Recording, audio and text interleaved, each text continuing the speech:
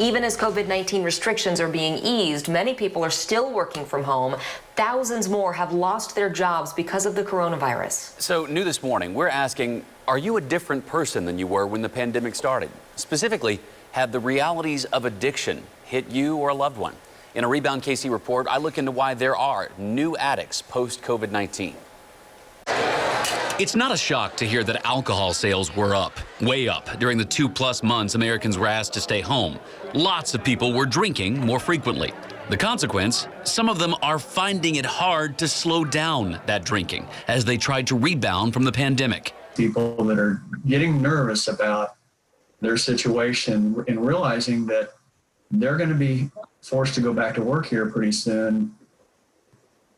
And the habits they've gotten into, they're not sure they can get out of. Tom Langhofer works with addicts at Church of the Resurrection.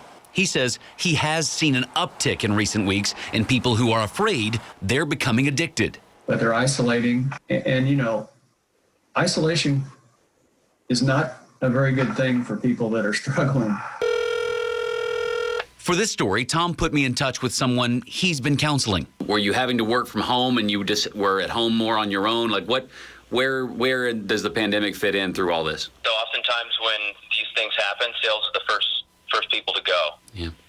So I was one of the first. I was laid off fairly early into the pandemic. I went from, working an 8 to 5 job. Now I'm able to stay up till midnight and wake up whenever I want and do whatever I want.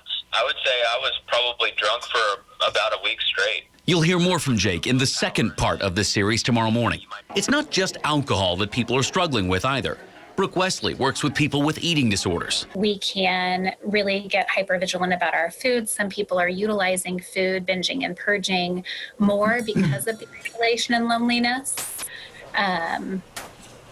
So we're really seeing a drastic increase in the severity of symptoms, and also like people trying to figure out how to self-soothe in a time where they're feeling pretty isolated. And if there's people, Tyler Jinks spoke to me too.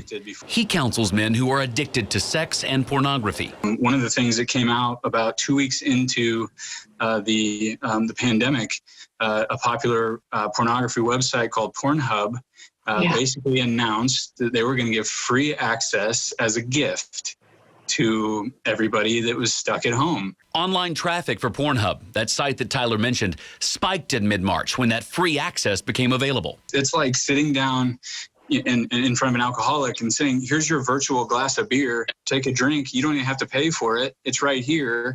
Alcohol, food, pornography, just some of the addictive behaviors that people are facing now that they weren't pre-COVID-19.